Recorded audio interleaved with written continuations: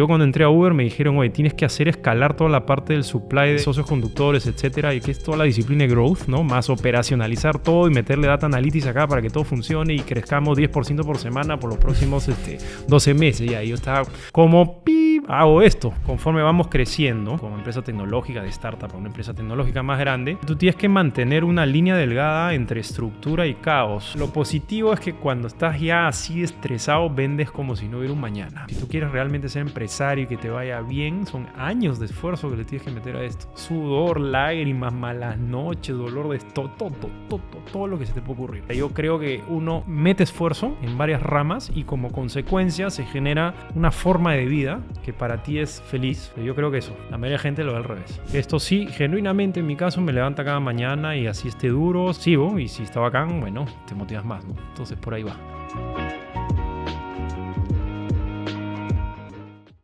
Carlos, gracias por venir. No, a ti, gracias por la invitación. Quería conversar contigo porque tú estás metido de lleno en un mundo que me encanta, que es el mundo de la educación.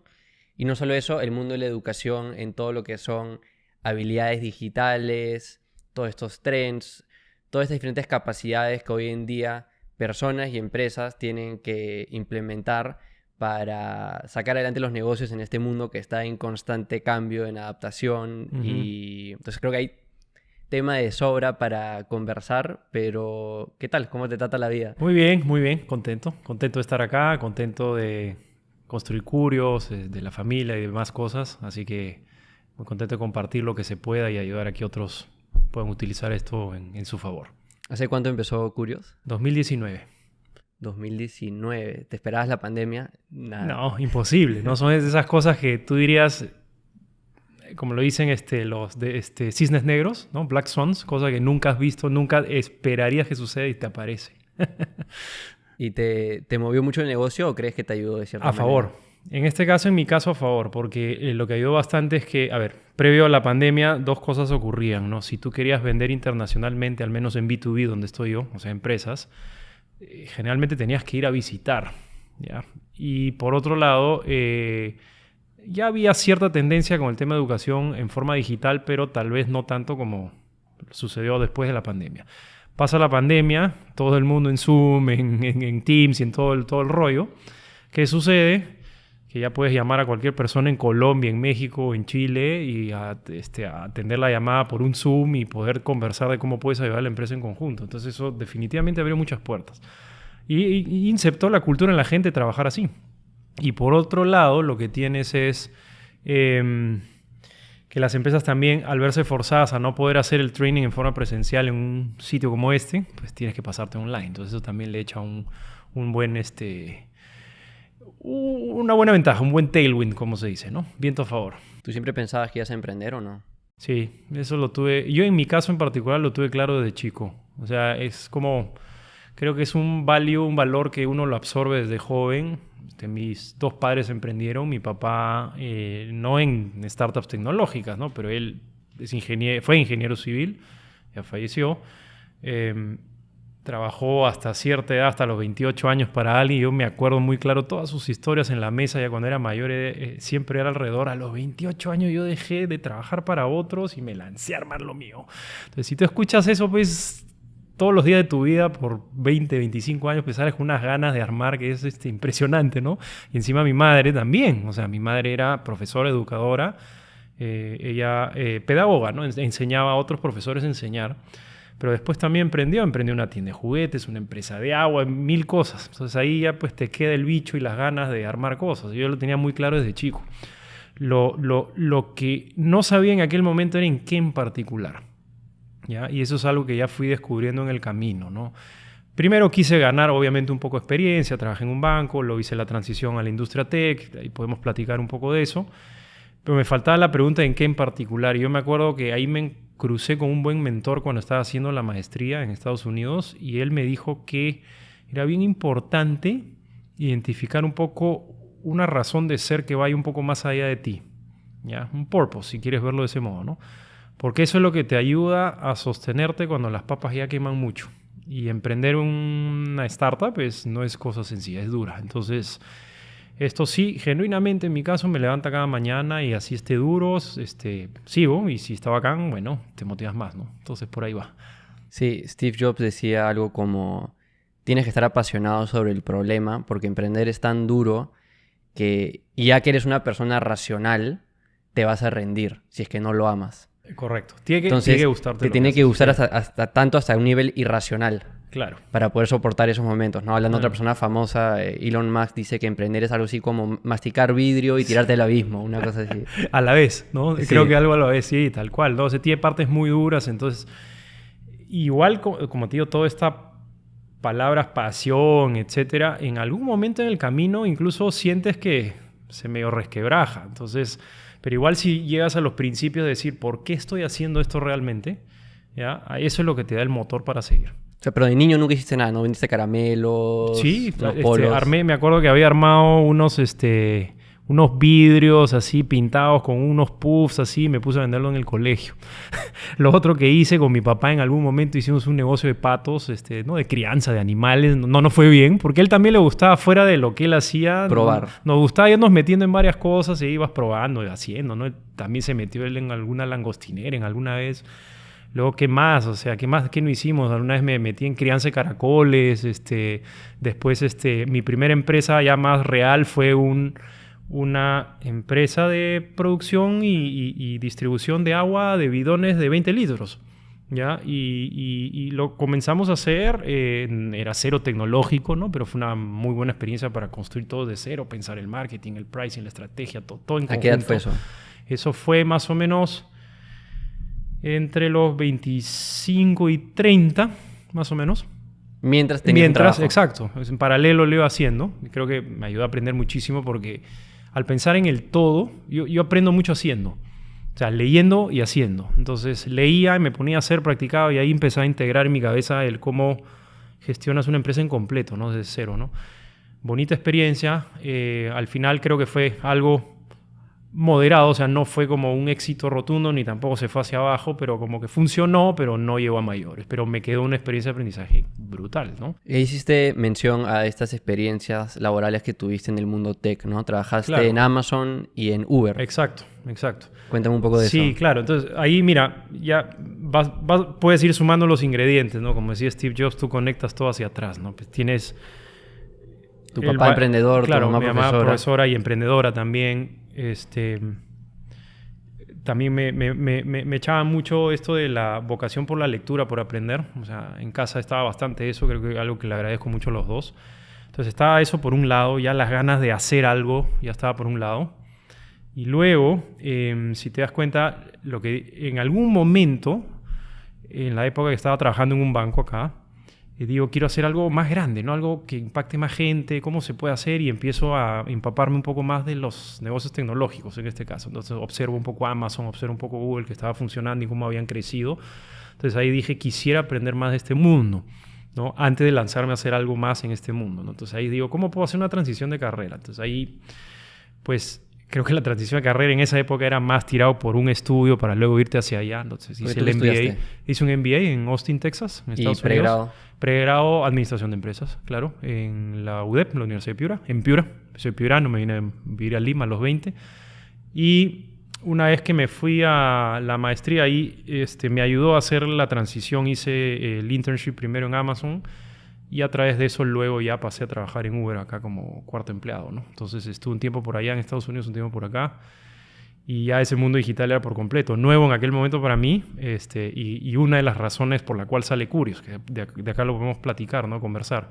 Pero sí, experiencias de aprendizaje alucinantes, ¿no? La velocidad. ¿Qué rescataste de esas dos experiencias? Porque la de Amazon, tengo entendido, ya estabas dentro de una organización, digamos, más grande, eras como que una pequeña parte de algo muy, muy grande, 100%. Versus en Uber tuviste la oportunidad de ser de los primeros colaboradores del lanzamiento, del crecimiento de Uber en Perú. Sí, correcto. Yo fui el cuarto empleado acá, en el caso de Perú, ¿no? Y en el caso de Amazon, tal cual lo has dicho tú. O sea, cuando yo entré, si mal no recuerdo, era una organización ya de 150,000 colaboradores, ¿no? O sea, no era nada chiquito, nada chiquito. Era una organización muy grande, con muchas áreas.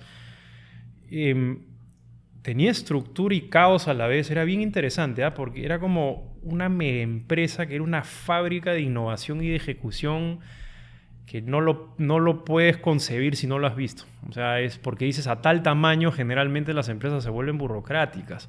No pasaba esto acá.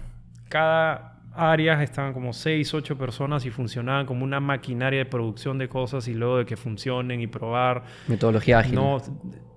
No me caso mucho con la palabra, te diría yo. Es porque tú puedes creer que nunca en estas empresas tecnológicas se hablaba de somos ágiles ni que hay que ser ágiles. O sea, ya estaba implícito que la agilidad, más que un proceso, era simplemente ser iterativo y adaptable todo el tiempo, ¿no? Entonces, no es que habláramos de ello, ¿no? O sea, simplemente hablábamos de que el product manager, que era un rol, estaba haciendo esto y tú colaborabas con y con el de marketing digital. Está todo engranado en la cultura.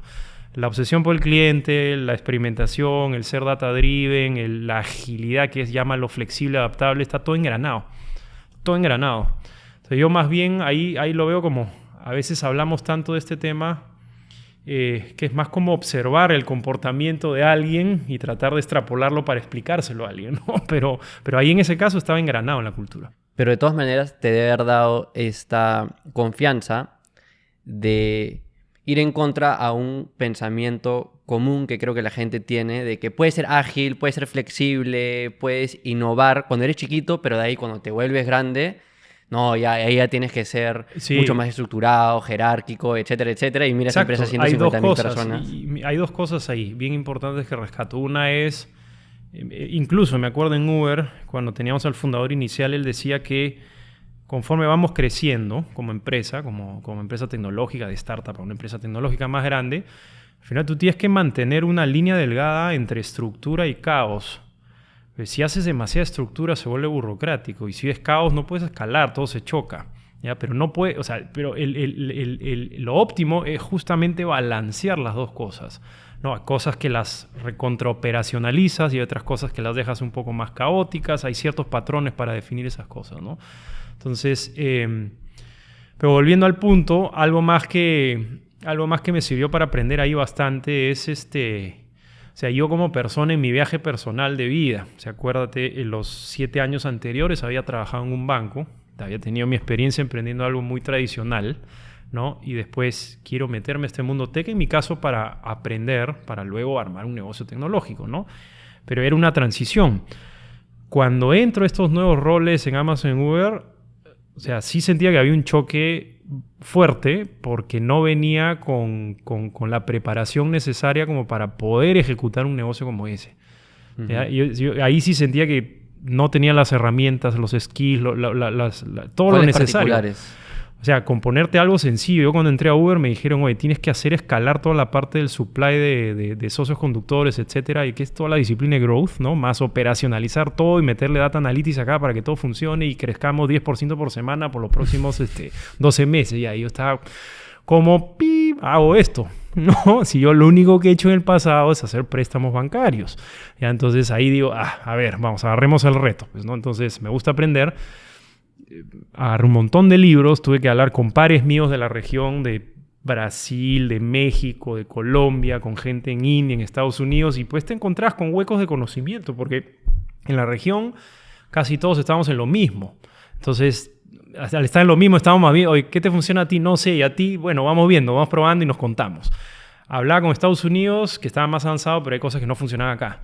Hablaba con India, China, que está más cercano a nuestra realidad. Algunas cosas sí funcionaban y otras no, cultural. Como por ejemplo, en el caso de India, simplemente como dato, Facebook no funciona, nadie lo usa.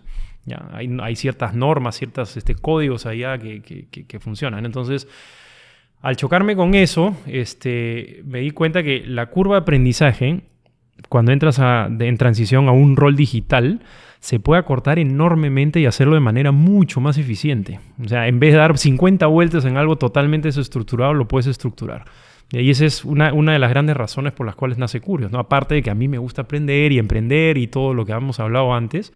Eso es lo que hoy día llaman frameworks. Sí, mucho, ¿no? Muchos frameworks o cosas que puedan ayudar a la gente a estructurar lo que tiene que hacer cuando el mundo es demasiado caótico, que es generalmente un rol digital, ¿ya?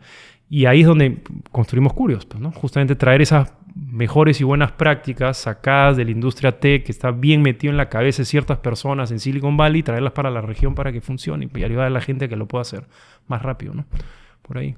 Antes de empezar Curios, ¿consideraste otras ideas de negocio? Sí, y si te contara, tenía una fintech en la cabeza, pero luego me di cuenta que fintech no era mi camino porque justo me estaba saliendo de un banco porque me di cuenta que no era mi ruta personal, ¿no? ¿No te apasionaba? No. O sea, no me mataba como otras industrias, otras cosas, ¿no? A mí me gusta mucho donde estoy, ¿no? El learning, knowledge, aprendizaje. Desarrollo humano. Desarrollo de las personas, potencial humano. Me gusta también salud preventiva, longevidad. Todos esos temas también me llaman muchísimo la atención. Tal vez algún día veo cómo lo incorporo. Y sí, tenía varias ideas en la cabeza. Y como te comentaba, era definir por dónde empiezo, ¿no? O sea, y por dónde... Que es una gran pregunta, ¿no? Y lo que decíamos, si tú tienes una motivación, un purpose, una razón de ser, aguantas más en este camino que es duro. Me acuerdo que hablé con un mentor y me dijo, ¿cuál es la razón por la cual tú quieres emprender lo que quieras emprender? Eso te va a ayudar incluso a definir la idea, ¿ya? Y trabajé con esta persona y al final descubrí que a mí lo que me gusta hacer es que genuinamente me gusta que las personas, incluso para mí, pero todas las personas que están alrededor mía se vuelvan la mejor versión de lo que ellos pueden ser, ¿ya? Entonces, y ahí pues esa claridad a mí me ayudó a bajar un poco. Una de las formas que puedes hacer esto es con conocimiento, con aplicación práctica de cosas, con aprendizaje, etc. La otra parte es con performance, salud preventiva. A mí también me gusta hacer mucho deportes, entonces está súper amarrado, ¿no? Entonces, al final de las dos elegí este camino primero, pero vamos a ver cómo va el mundo, ¿no? Entonces, para los que no saben, ¿qué es Curios? Tú tienes en LATAM, Latinoamérica, muchas compañías que están buscando digitalizarse de una forma muy agresiva. Por ejemplo, bancos en la región, retailers en la región, empresas de consumo masivo, etcétera, que cada vez más buscan que una gran proporción de sus ingresos venga de origen digital. Por ejemplo, los bancos quieren lograr que el 80% de su revenue sea digital, como ya lo logró el BBVA en México, por ejemplo, ¿ya? Entonces, en ese cambio, en esa transición, porque es más eficiente, porque ese dinero ese revenue digital lo puedes trazar, puedes hacer analítica, upselling, lo que quieras. Tú para lograr esa meta de negocio necesitas tener una cantidad de gente con los skills necesarios para poderte construir esos productos digitales y ejecutarlos. Y el tema con Latinoamérica y en verdad el mundo es que no existe la cantidad necesaria para cubrir toda la cantidad de puestos y demanda de trabajo de ese tipo que hay en la región. Entonces, ahí es donde nosotros proponemos, haz la reconversión, el entrenamiento de tu gente, lo que en inglés se dice upskilling o reskilling de tu gente, para que pueda tener los capabilities adecuados digitales para que ellos te puedan ayudar a lograr llegar a esa meta de 70-80% revenue digital. Eso es. Como un nuevo modelo de negocio de casi como universidades para empresas. Claro, es como la diferencia. Lo interesante es cuando tú pones la palabra universidad, uno siempre por default se va a estudiar 4 años, 5 años, qué flojera, ¿no? Entonces, se llama upskilling. Claro, entonces, exacto. Pero el principio es ese, ¿no? Es como ir a una corporación y ayudar a que su gente esté preparada, pero de la manera más eficiente posible, ¿ya? Que era lo que yo necesitaba cuando estaba en Uber. O sea, yo no tenía 10 horas al día para poder aprender y ponerme a ejecutar.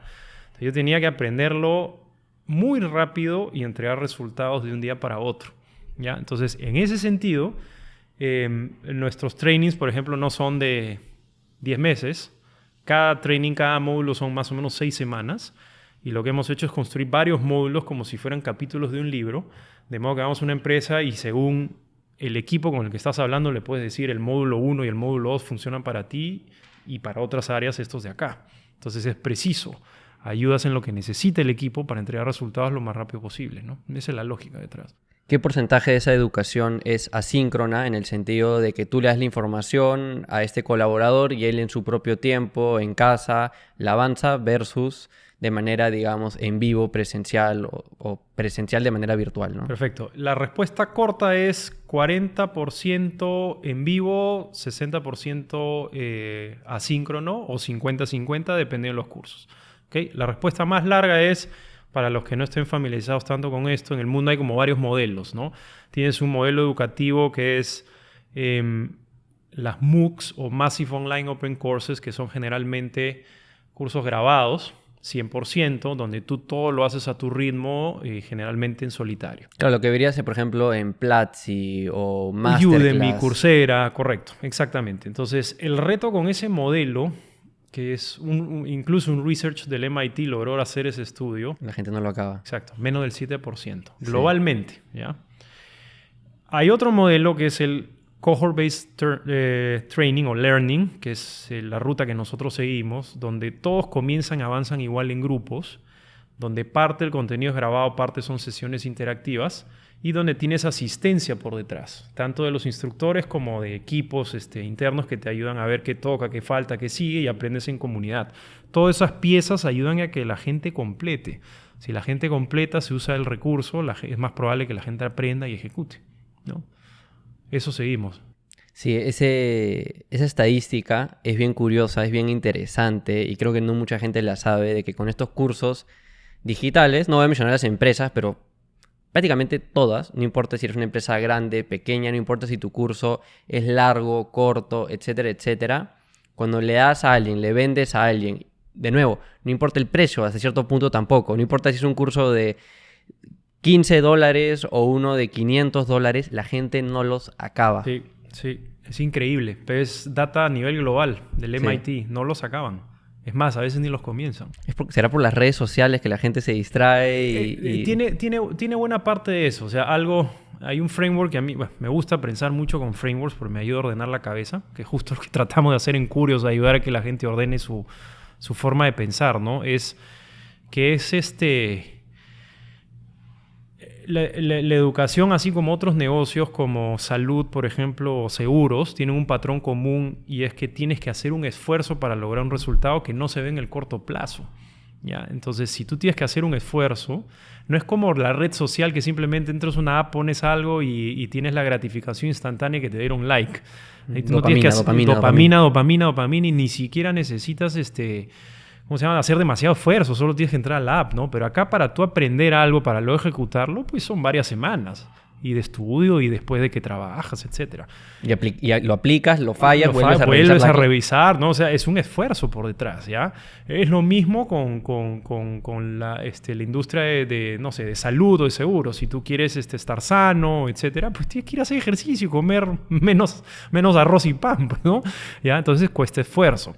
Entonces, en todos estos tipos de patrones donde hay una fricción un poco más alta, entonces tú tienes dos caminos, ¿no? O das más asistencia o subes un poco la motivación de la gente para que lo pueda completar. Entonces, por esa razón, si tú das algo muy liviano donde no hay accountability y todo totalmente a tu ritmo, pues la gente se puede perder en ese avance.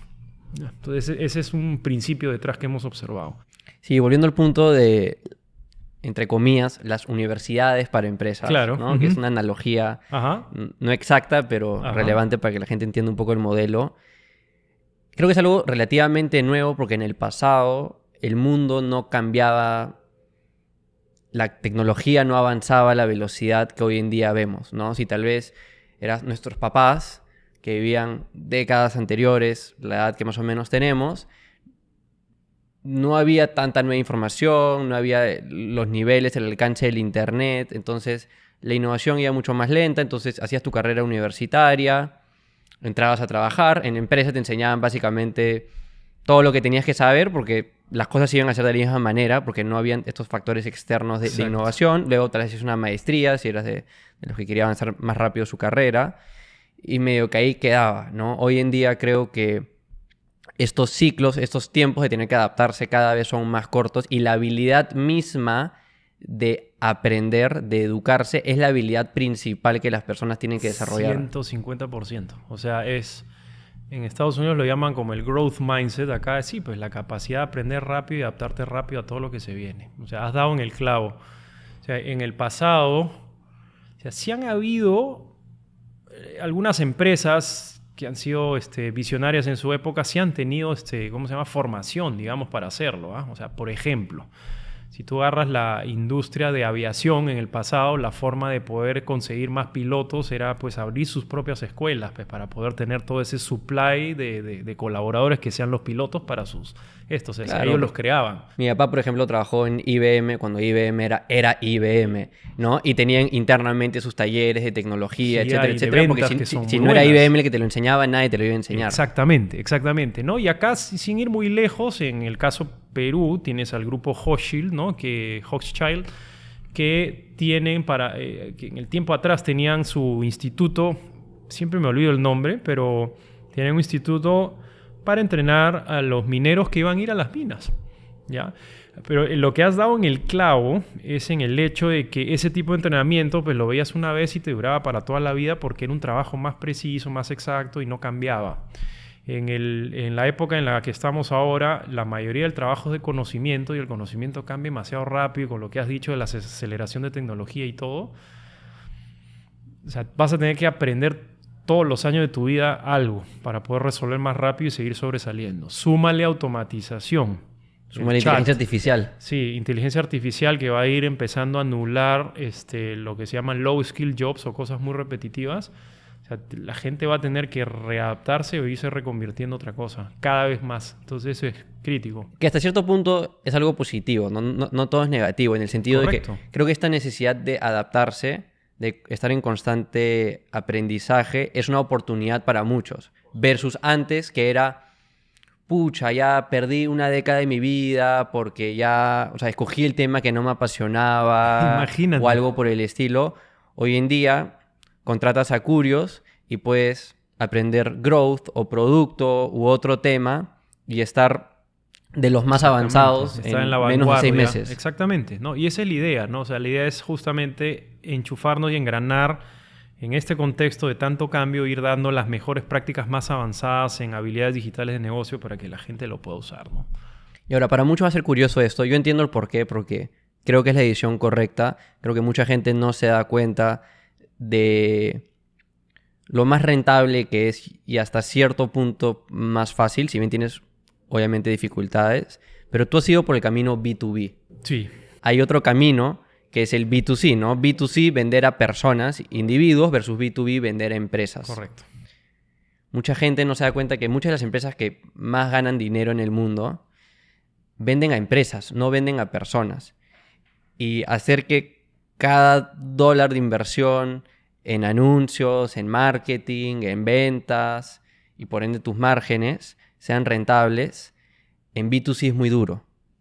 Porque el valor de por vida de cada cliente, lo que llaman el lifetime value de cada cliente, es mucho menor que en tu caso, que vendes a una corporación que tal vez empiezan con un grupito de 30 personas, 10 personas, pero luego puedes ir expandiendo a toda la empresa y las relaciones pueden ser de muchos años. ¿Cómo llegaron a esa decisión? Porque no empezaste B2B, ¿verdad? Sí, 100%. Mi hipótesis al inicio es que esto iba a ser B2C. Y me acuerdo que estaba en un coworking space como este, ¿no? Y bueno, cuando recién lancé la idea, el MVP era hacer una clase de cómo escalábamos Uber, ¿no? Que era lo que tenía en la cabeza. Y la idea era probar si ese conocimiento lo querrían otras personas, ¿no? Entonces, la clásica que haces para comenzar es llamas a 40 amigos, ¿no? O amistades cercanas y les dices, oye, te voy a enseñar, estoy haciendo una empresa donde te voy a enseñar cómo escalamos, cómo hacíamos growth en Uber. ¿Quieres saber? Bueno, de los 40, pues varios te decían que no y otros agarraron y pagaron. Entonces hice mi primer piloto en una pizarra presencial, yo mismo daba la sesión y conversábamos, ¿no? Ahí me di cuenta que mucha gente valoraba esto. Si te das cuenta, las primeras personas que pagaron fueron B2Cs, ¿ok? Y así como esos hice algunos grupos más de B2Cs. Y en algún momento me acuerdo que una de esas personas que estaba en los salones trabajaba en un banco y le dijo a la gente del banco, era BCP, ¿no? Y le dijo, y luego me llamaron y me dijeron, oye, ¿le podrías hacer esto mismo a más al personas área de del equipo? marketing. Claro. Y se dio un contrato pues representativo, ¿no? Y luego salió otro banco, y también salió otro contrato representativo, y luego una empresa de consumo que era Alicorp, y salió otro contrato, y dije, caramba, por acá hay algo, pues, ¿no? De todas maneras, y aparte era como, esto lo hablé con un advisor bueno, y justo lo que revisábamos era un frame que es time to volume, ¿no? En el tiempo que tú le dedicas a algo, en donde extraes más volume.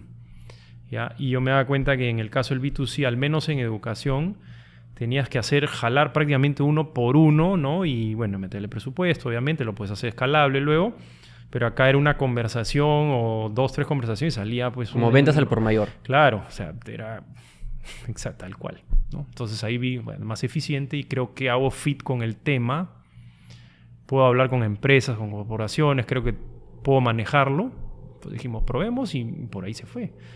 El mercado nos llevó por ahí, ahora estamos ahí, ¿no? 90% del negocio está ahí. ¿Quiénes son tus competidores? ¿O internacionales, nacionales? Sí, en general te diría que cuando estamos en el mercado de habilidades digitales ya especializadas para los equipos digitales encargados de esta responsabilidad que te decíamos, de subir el revenue digital de la empresa, de construir productos, con los que más nos encontramos en verdad es con Reforge. ¿Ya? Yo te diría que con ellos, que es un proveedor de Estados Unidos, ¿no? En varias de ellas logramos que trabajen con nosotros. Hay diferenciaciones en nuestro favor, como el idioma, contenido sigue siendo de buena calidad en nuestro caso. Tratamos de traer lo mejor posible. Y un price point que da más sentido con la región. O sea, Creo que aparte de eso probablemente también está el tema de, como mencionaste anteriormente cuando trabajaste en Uber, que si bien hay prácticas, frameworks que funcionaban internacionalmente, Latinoamérica está en otro estado. Y no es solo otro estado, es otra realidad, ¿no? Acá hay más offline, hay mezcla de offline con online, hay o sea, una cosa muy práctica. La teoría gringa, por ejemplo, dice que cuando vendes B2B y haces tu segmentación de Enterprise, Mid-Market o SMBs, que es empresa grande, empresa mediana o empresa pequeña, teóricamente dice que cuando vas a empresa pequeña no deberías usar personas para atender, que todo debería ser automático, por online, etc. En la TAM tienes que poner algunas personas, porque la gente a veces necesita cierto contacto humano, y acá los economics sí dan, porque puedes conseguir una persona que no es tan onerosa, tan cara como tal vez en Estados Unidos. Entonces funciona. Y sin decir nombres, porque trabajamos con instructores también de muchas empresas tech de la región, grandes, algunas o varias de ellas ponen este tipo de gente. Entonces hay prácticas que ya funcionan, que son de acá. Entonces nosotros mezclamos eso. Y eso ayuda a tener un punto de diferenciación fuerte versus este proveedor de Estados Unidos, que definitivamente es muy bueno. O sea, ¿no? Te diría que con ellos son los que más nos cruzamos. Pero con los otros jugadores que son más asíncronos y etcétera, no tanto, porque ya hemos logrado que primero que en las conversaciones se desmarque rápido, que damos entrenamiento especializado para que tu gente ejecute rápido, con modelo cohort based, no asíncrono, simplemente para que sea una pasada no superficial, ¿ya? Tienes otros jugadores a veces que son consultoras, ¿ya? No es competencia directa, te diría que es más como un sustituto, pero están presentes ahí. Entonces te diría que más o menos ese es el espectro. Buenazo. ¿Y cuáles son las habilidades más demandadas actualmente? ¿Growth, producto? Sí, mira. ¿Qué más te están pidiendo? Buena pregunta. A ver, yo lo veo de esta manera. Si tuvieras las habilidades digitales, ¿ya? Las habilidades digitales en una abstracción sencilla podrían ser habilidades digitales técnicas y habilidades digitales de negocio, ¿ya? Las digitales técnicas serían software engineering, data sciences, cybersecurity, ¿no? Quality assurance, front-end, back-end, todo lo que quieras, ¿ya? Esos son los roles técnicos de engineering. Si nos vamos a habilidades digitales de negocios, ahí tienes en verdad algo que en Latinoamérica pierde de vista, que es generalmente el 50% de los colaboradores de una empresa digital, ¿eh? ¿Ya? Y estos roles pues, pueden estar en producto, diseño, growth o toda la parte del go-to-market. Marketing digital, operaciones, ventas, estrategia, ventas, customer success, retención, account management, etc. Que todos esos necesitan también skills digitales, ¿ya? En la nueva versión de este mundo. En Latinoamérica se está enfocando mucho en lo de acá, pero no se ha visto lo del 50% de digital business, ¿ya? Nosotros estamos bien metidos acá, en digital business. Y ahí pues tratamos de traer las mejores prácticas posibles, y hay mucha demanda por cómo creas el producto digital, product management, hay mucha demanda por growth, hay mucha demanda por data. Me imagino que varía bastante dependiendo de la industria también, ¿no? No necesariamente, no. Esa es otra cosa que... han ido aprendiendo en el camino. Sí. Mira, cuando nosotros pasamos por... Y esto lo corroboramos cuando entramos a Y Combinator, que es esta aceleradora, ¿ya? Y es que los patrones de cómo haces el growth o el producto o el etcétera depende no tanto de la industria, sino de tu modelo de negocio, ¿ya? Y lo corroboramos al entrar al YC porque nos agrupaban no por industria, sino por modelo de negocio. O sea, por el modelo de growth. Y ahorita lo explico en sencillo. Yo cuando entré a YC esperaba pues, que me juntaran con todo lo de educación. Es lo lógico, entre comillas, ¿no? Pero si te das cuenta, a nosotros nos pusieron junto a las empresas que tenían el modelo de growth B2B Enterprise. ¿Ya? Porque todo se alinea a la forma de distribución. Entonces, si tú vas a un banco, ¿ya? Teóricamente dentro del banco puedes tener un e-commerce, que es la venta digital de tarjeta de crédito, que es un e-commerce en sencillo. Puedes tener un marketplace, ¿no? Como Bancolombia, por ejemplo, que está haciendo una plataforma para que no solo te den crédito, sino que compres también el auto ahí y lo financies con Bancolombia. Es un marketplace, ¿no? Puedes tener un modelo de suscripción. Todo dentro de la industria bancaria, ¿ya? Y estos mismos modelos se repiten across industries, ¿ya? Entonces, es similar para todos. Igual cuando haces el lenguaje comercial tienes que explicárselo en el lenguaje de banca, etcétera, porque la mayoría de la gente no lo logra ver a primera. Me hace mucho sentido. Yo, aparte de mi propia agencia, ayudamos en Era Digital a la gente a empezar sus propios negocios. Correcto. Y técnicamente podría, no lo hago, pero podría enseñar a gente a empezar cualquier tipo de modelo de negocio, ¿no? Como tú dices, un marketplace, un SaaS B2C, un SaaS B2B, e-commerce, producto bajo ticket, empresa de servicios, etcétera, etcétera. Y no sé si de manera intuitiva, pero nos enfocamos en ayudar a personas a empezar negocios de servicios o productos alto ticket o cosas B2B, porque todos siguen el mismo proceso de marketing, exacto, ventas, etcétera. Entonces, hay un patrón. Una metodología replicable para todos en lugar de mezclar todo, mezclar gente que está aprendiendo e-commerce, que es durísimo, a vender polos, con alguien que está vendiendo, no sé, un servicio consultivo, una agencia, exactamente, etcétera. Exactamente. O sea, sí hay diferencias, definitivamente algo por industria, pero te digo que hay un 70-80% que se repite a través de las industrias y es más basado en el modelo de growth o el modelo de negocio de la iniciativa digital que tengas. Entonces, ahorita sé que tal vez no sabes el número exacto, pero ¿cuántos cursos, cuántos temas están enseñando? A ver, tenemos 16 cursos ya live, vivos, y estamos construyendo como 10 más ahorita. Es bastante. Sí, bastante esfuerzo. Mi socio está haciendo un muy buen trabajo ahí. ¿Cuál fue ahí la razón por la cual empezaron en el 2019? No ha pasado tanto tiempo. Ajá. Se han expandido a tantos temas versus, digamos, se especializan como Reforge, que se especializa en growth y producto. Nada más, básicamente, tengo entendido. Es la razón por la cual tienen que llegar a cierto valuation porque han recaudado dinero y por eso es que tienen que expandir un poco el TAM, el tamaño del mercado. Ajá. Ya, te explico, ¿no?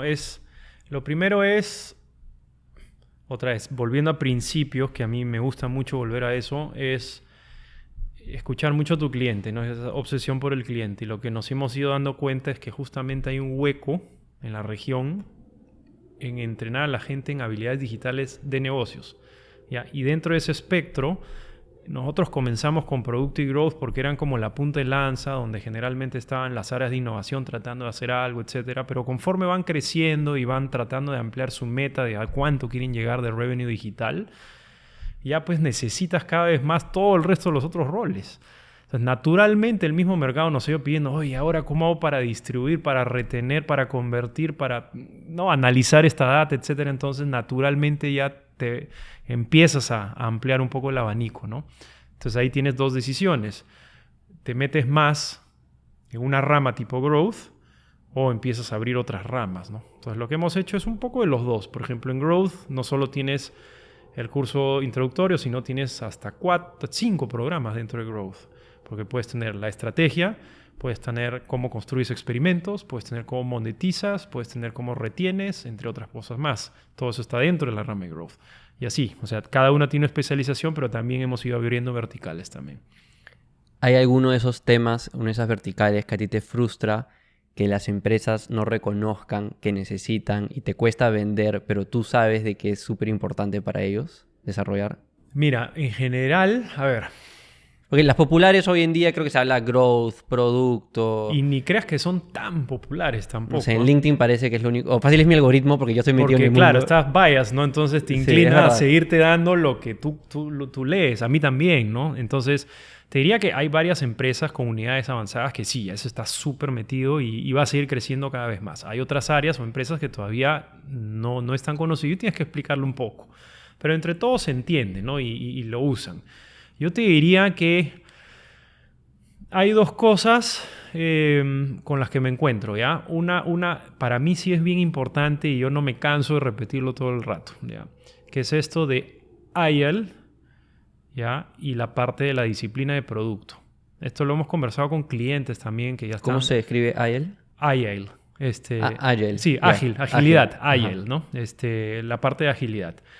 Entonces, ¿qué tienes? Muchas empresas pasan por el proceso de convertirse en empresas ágiles, agilidad, generalmente impulsado por consultoras, ¿no? Grandes que promueven esto, que no creo que esté mal, ¿ya? Porque igual te ayuda a que la gente sea más adaptable, flexible. Acuérdate cómo nació Ágil, ¿no? Ágil nació como con un manifiesto, en cuyo manifiesto hay unos principios, ¿no? Y hay unos formas de operar, donde uno de los primeros es que lo que hagas es para entregar valor al usuario final o al cliente y que tienes que ser iterativo y adaptable. Esa es la esencia del tema, ¿ya? Y luego de Agile, que es este gran mindset, llamémoslo así, tienes ya frameworks o formas de trabajo, disciplinas o metodologías, si quieres, más estructuradas de cómo hacer eso en el día a día, como Scrum, como Kanban, entre otras cosas más, y de los cuales se van decantando roles como el Scrum Master, el Coaches, etcétera, ¿no? Yo creo que cumple una función al inicio, pero me encuentro mucho, a ver, para comenzar, esos roles no existen en la industria tech, ni los roles, ni estás hablando todo el día de estas cosas, ¿ya? Tú lo que haces es producto, y como producto lo más importante es pensar en qué realmente vas a construir y por qué, y hacerte la pregunta de que si de lo que vas a hacer realmente va a impactar al cliente o al negocio o no. En Agile, en agilidad se empuja tanto la metodología, la filosofía, la metodología, que al final tienes a muchísima gente siguiendo una receta lineal y empiezan a hacer las cosas de manera eficiente, es decir, van en una dirección de manera eficiente, ¿ya? Porque lo hacen con agilidad, con los ciclos, pero construyen algo que no necesariamente va a impactar al cliente o al negocio. Entonces lo que se genera es mucho volumen de output, o sea, volumen de cosas que haces, pero no impacto en outcomes, ¿ya? Y eso es recontra crítico e importante. O sea, volumen de output es, si hiciéramos algo sencillo, hice 100 llamadas, soy vendedor, hice 100 llamadas. Ya, pues cerraste un contrato, no, ya, ese es output. En cambio, imagínate otro vendedor te diga, cerré 5 contratos este día. Ya, pues ese es impacto en el outcome, porque cerró contratos. Ya, entonces, cuando te metes mucho en la agilidad, demasiado, te vas así. Cuando lo más importante es poner el vector, la dirección. ¿Realmente deberíamos hacer esto o no? ¿Por qué? ¿Cuál es la forma? ¿Ya? Eso es hacer producto. Y una vez que tú piensas en el product management, ahí ya deberías hacerlo de forma eficiente, ¿me entiendes? Pero siempre poniendo la dirección. Entonces me encuentro mucho con eso en la Tama. Y a veces chocas en el sentido de, no, es que ya la consultora ahora nos ha dicho que tenemos que hacer esto. Sí, pero no vas a llegar al business outcome, ¿ya? Esa es una enorme, que yo espero que la región lo vaya viendo cada vez más. En líneas con esto de acá, quiero hablar de, en esencia, cómo creciste el negocio, ¿no? Porque mucha gente que está escuchando está como que, Carlos, está bien bueno, todos los cursos, etcétera, etcétera. Tal vez tienen un curso en mente o cualquier otro servicio o producto B2B, ¿no? Que venden empresas. Claro. Y se están preguntando, sí, fuera de Friends and Family, que tal vez pudieron haber ido unos primeros clientes, ¿cómo luego expandes a vender a todas esas empresas de renombre? ¿No? Por ejemplo, creo que ahorita acabas de dar pie, como hemos explicado lo anterior de una manera increíble,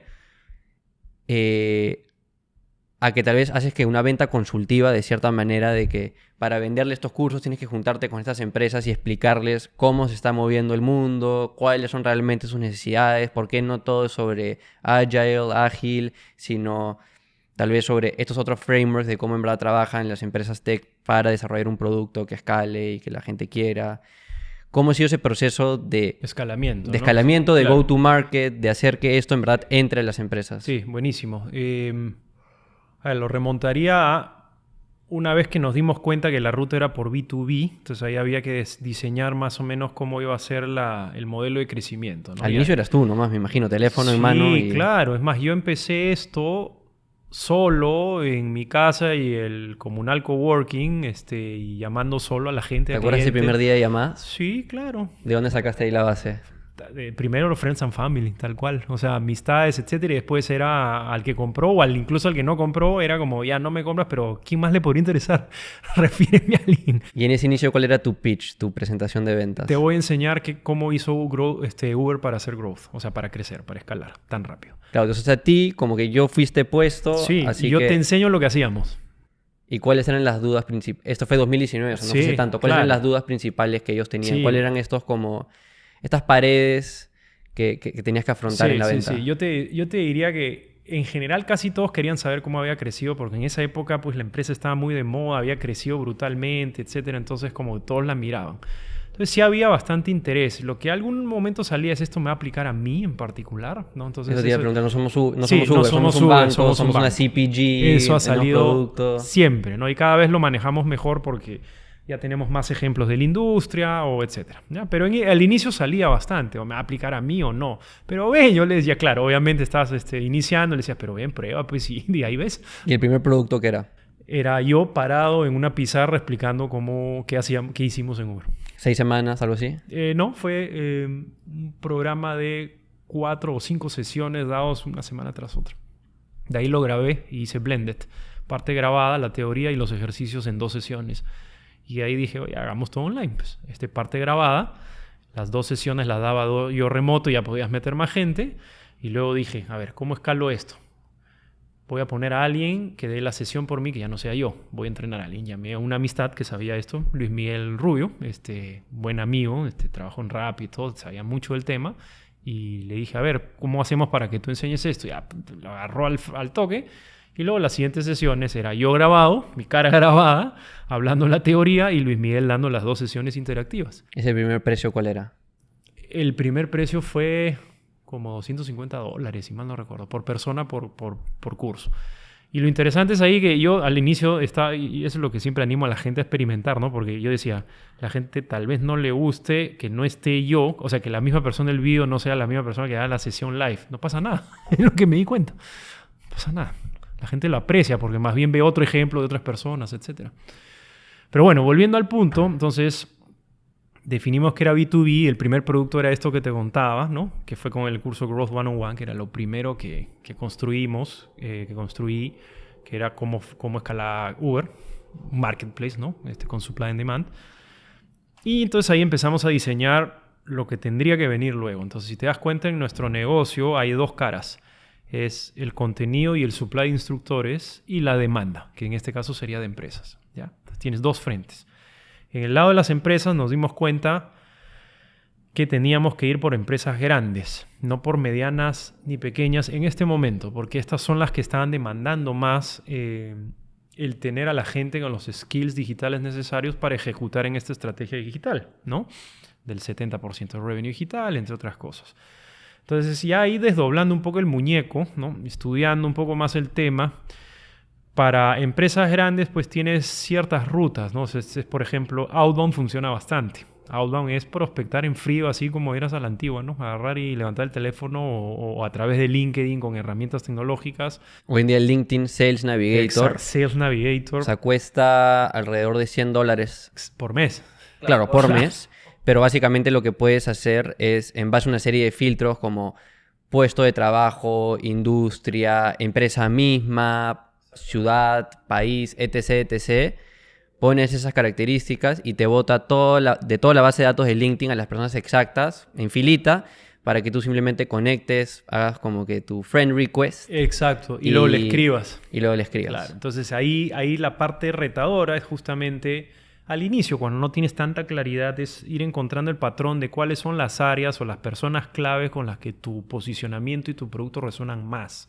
Al inicio no lo sabes, medio que disparas por todo lado, pero es mandatory que eso lo vayas haciendo cada vez más Afinando. preciso. Sí, sí, sí. ¿En tu caso cuál era? O sea, al ¿O cuál es inicio, hoy? ¿O cuál es al hoy? inicio, pues, no, Claro, a claro. cualquier lado porque pues estás aprendiendo, estás viendo, Claro, ¿no? has probado recursos humanos, has probado el dueño o el gerente general, o has Claro. probado el head de TI. Exactamente. Y ahora ya a estas alturas nos hemos dado cuenta que lo que se llama técnicamente un ICP, Ideal Customer Profile, son ciertas personas de unas áreas que ahorita te las menciono, en ciertas industrias que son muy intensivas en client facing, o sea que tienen que atender a muchos clientes, sean B2C o B2Bs. Y ahí cae banca, seguros, consumo masivo, retail, salud. En las más grandes. Sí, las más grandes, pues. Es claro, las más grandes son esas. Y si te das cuenta, ellos tienen que lidiar con cientos de miles de usuarios o muchas empresas, sean bodegas o sean empresas grandes. Entonces, para lograr hacer toda la parte digital ahí, tienen que hacer mucho growth, mucho producto, mucho análisis de data. Entonces, ahí mi fit es directísimo, ¿ya? Y los ayudo, los sirvo mucho. Lo que hacemos en esas industrias, en esas empresas, es buscar a los líderes que estén en uno de lo que nosotros llamamos uno de nuestros 3 grandes patrones: Explore, Exploit o Enable. Así de sencillo. Todo eso pues llegas con... no lo llegas de un día para otro. ¿Ya? Explore son todas aquellas áreas que están construyendo, explorando un producto nuevo, digital. Y para todos ellos pues les ofrecemos Product Management, Continuous Discovery, Product Management Execution, o sea, cómo creas el producto. Todo para llegar al product market fit. Correcto. De cierta manera. Exactamente. Y una vez que en teoría ya lo tienes otro de los buckets es exploit, que es como atraes muchos clientes y los retienes contigo, etcétera, que es la parte del growth. Entonces ahí ya te sales un poco del producto. O sea, en verdad siempre hay overlap, pero les das más training en producto, experimentación, monetización, análisis de data, go-to-market, B2B growth, growth marketing, marketing digital, ¿me entiendes? Para toda esa parte acá. Y tienes Enable, que son las áreas generalmente más de recursos humanos u otras, donde el pitch o la conversación va más por el lado de yo te ayudo a que tengas una organización con los capabilities para que lleguen a estos resultados en digital. O sea, ¿has visto cómo va llegando en claridad el mensaje? Ya, pero eso toma mucho tiempo, ¿no? De ir probando, revisando, ajustando, etc. Pero cuando llegas a ese nivel de claridad puedes arreglar materiales de venta, materiales comerciales, webs, pitch, todo. Todo es más personalizado. Sí, pues exacto. Entonces, tal cual, nosotros servimos a áreas que crean los productos digitales, a áreas que las generan el revenue digital y a áreas que quieren que estos equipos estén entrenados. Así de sencillo. Yo hago mucho ventas B2B. Ya. Naturalmente, tener una agencia. Claro. Voy a empresas, le vendo servicios de marketing digital, comunicaciones, Correcto. growth también. Me gusta bastante. O sea, naturalmente tengo este podcast, soy buen comunicador. Claro. Naturalmente, Te gusta, desde claro. el inicio, que estaba en la universidad, hacía una venta de cierta manera consultiva, en el sentido de que me juntaba con un cliente y ya de arranque ya iba con una presentación, una auditoría gratuita de todo lo que estaban haciendo mal, porque lo podía ver, porque eran redes sociales, Ajá. todo lo que no estaban haciendo, que podrían estar haciendo, y toda una serie de iniciativas que podían implementar, y les explicaba, y esto era 2017, y no sabían nada, no entendían alcance orgánico, no tenían ni personalmente una cuenta de Instagram, etcétera, etcétera, ¿no? ¿Tú qué has aprendido que son algunas claves de vender empresas? Y no solo eso, de armar una fuerza de ventas. Por ejemplo, yo personalmente, hasta cierto punto, sigo atascado en ese nivel Ya. de Diego vende. O Diego y un Ya, par de buenazo. personas más Sí, venden sí, versus... sí. O sea, no manejo una fuerza de ventas de decenas de personas. A mí me tocó pasar por eso. ¿Ah? Mira, mi background anterior, o sea, salvo en el banco, que sí me tocó hacer B2B prácticamente, porque atendía a empresas o a personas de alto patrimonio invertir en acciones, bonos, que se comporta medio que como una empresa. Mi pasado en tech fue B2C. Entonces, para mí también era medio nuevo ver cómo agarras corporaciones y todo el tema. Entonces, lo que te diría,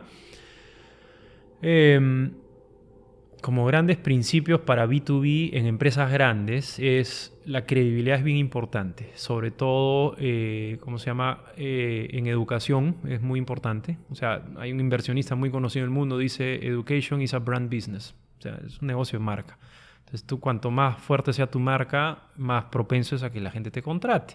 En tu caso lo consigues porque la gente que enseña trabaja o ha trabajado en esas empresas grandes. Sea gente de mucha credibilidad, que tenga 8, 10, 12 años de experiencia en su tema, de empresas de renombre y que tenga mucha experiencia y resultados. Entonces eso ya te suma muchísima credibilidad, ¿no? La otra parte es por las primeras empresas que has conseguido, pues tú puedes agarrar eso y decir, ya hemos trabajado con el BCP, con Alicorp, te ayuda. O sea, conseguir la primera es dificilísima, ¿no? Ya después todo va en cascada, ¿no? Y luego para la parte... luego es bueno hacer lo que se llama... no me acuerdo el nombre en inglés, pero es contenido de calidad, ¿no? Pero no te hablo de artículos sencillos, así cualquiera que uno puede armarse en 10 minutos, ¿no? O sea, aquí sí tiene que ser de una calidad bien alta porque lo va a leer un ejecutivo que está leyendo Harvard Business Review, MIT, McKinsey, etc. Entonces tienes que llegarle a algo de calidad que diga, mira, estos tipos saben y me pueden ayudar en un problema que yo tengo, ¿no? Entonces todo eso ayuda en la parte de la credibilidad. Y luego está la parte de cómo consigues los leads y cómo cierras esos deals. Y ahí está la parte de abrir una fuerza de ventas dedicada a Enterprise, que es un animal muy distinto a venderle a empresas medianas o pequeñas, ¿ya? El ejecutivo Enterprise tiene otras características, tiene que ser muy estoico, manejar ciclos de venta largos, múltiples decisores y stakeholders, digerir todo eso y hacer que el deal avance, ¿ya? Y ese es un skill, y es un skill que se aprende o que hay gente que ya lo tiene naturalmente. Entonces, al inicio creo que está muy bien a todos los que armen una empresa B2B. El fundador tiene que ser el primero que vende. Sobre todo si hay dos fundadores, el que tenga más vena comercial. Pues en ese caso lo hice yo. En ese caso, yo también en mi empresa. Perfecto. Ya. Entonces es importantísimo porque tú tienes que cumplir dos roles. Uno es primero vender y que entre cash a la empresa. Ese es trabajo número uno. Pero lo segundo es empezar a reconocer patrones en lo que te enfrentas. Para que con ese reconocimiento de patrones, pattern recognition, tú puedas agarrar y trasladar a producto, que en ese momento eres tú mismo, ¿no? Todos los ajustes o los cursos nuevos o cómo tiene que ser el producto para que haga más fit con los clientes con los que estás hablando. O cómo posicionas el producto, o sea, arreglar el mensaje que es product marketing, ¿ya? O qué preguntas frecuentes salen y cómo las resuelves, ¿ya? O sea, todo eso el fundador tiene que ir arreglando. ¿Con qué motivo? Que en algún momento tengas un playbook tan claro, porque ya le has vendido a 10 empresas y ya sabes cómo venderlo, que tú contrates a 2 personas siguientes, ¿ya? Que van a ser tus primeros 2 reps. Importante que sean 2, porque tú ahí vas a ir probando qué tipo de rep funciona para tu empresa, tu situación, tu stage particular. Y uno no te va a funcionar, o tal vez los 2 no, ¿ya? Y ahí tienes que ver si es el rep, o eres tú cómo se lo transmites, o algo en el playbook, y ahí vas refinando. Por ahí, de la manera más eficiente, tienes que lograr que uno te funcione bien, ¿ya? En mi caso, Daniel, que nos acompañó con esto, funcionó mejor que yo, vendió más que yo en 12 meses. ¿Ya? Entonces, con el tiempo, pasas esa valla de ya pasarlo a uno y ese lo haces tu primer manager. Y a él construir un pot de unas 6 personas o 5 o 4 personas por debajo. Entonces, a través de él y con él tienes que armar un equipo que funcione y otra vez ahí vas depurando y haciendo y viendo cómo funciona y sigues refinando el playbook. ¿Cómo has armado el tema de los incentivos, el fijo y el variable? Para comenzar, sencillo nomás. O sea, sin dar números, es un fijo y un porcentaje de todo lo que vendas. Ya después puedes hacer cosas más... ¿Le pones un techo o no? No, no hay límites. O sea, el cielo es el límite. ¿Quieres ganar más? Ahí está, ¿no? Entonces, es parte de... Es comenzar sencillo y ir partiendo de ahí y refinando, ¿no? Luego, con el tiempo, te van a salir comportamientos que vas a tener que ir ajustando. O sea, eso en Uber jugamos con incentivos, pero a más no poder. O sea, lo primero... Imagínate, solamente para que te rías un rato, la cantidad de cosas que teníamos que pensar. Cuando traíamos a los primeros socios conductores, tenías que tenerlos disponibles para ti, para que la demanda, cuando pida, encuentre algún conductor. Entonces tú le decías al socio conductor, oye, te pago simplemente por estar conectado, ¿ya? Pero al decir ese mensaje, pues te encontrabas que en Latinoamérica pues, podía haber un socio conductor conectado, pero en su casa viendo tele. Entonces decía, ya, a ver, ahora tenemos que incentivar que esté conectado, pero dando vueltas en ciertas zonas de la ciudad y haciendo por lo menos 2 viajes por hora. Entonces ponías los incentivos así. Y luego igual la gente tiende a dar un revés a los incentivos. Y otra vez tenías que volver a pensar. Y esa máquina la habremos dado, creo que los 2 años que estuve por ahí y el equipo que estuvo antes y el equipo que estuvo después. Creo que has mencionado varios puntos de valor. Yo también ahí, o sea... veo muchas similitudes con mi experiencia vendiendo B2B, ¿no? A empresas que hemos vendido, obviamente al inicio la gente era empresa chiquitita, luego vas armando tu portafolio, tus casos de éxito, Correcto. ¿no? Y con eso te presentas a empresas más grandes y eventualmente hemos llegado a trabajar con empresas como, no sé, tú mencionaste BCP, el banco, otro banco Interbank, Claro, en telefonía, Exacto. Roche Pharma, una farmacéutica muy grande.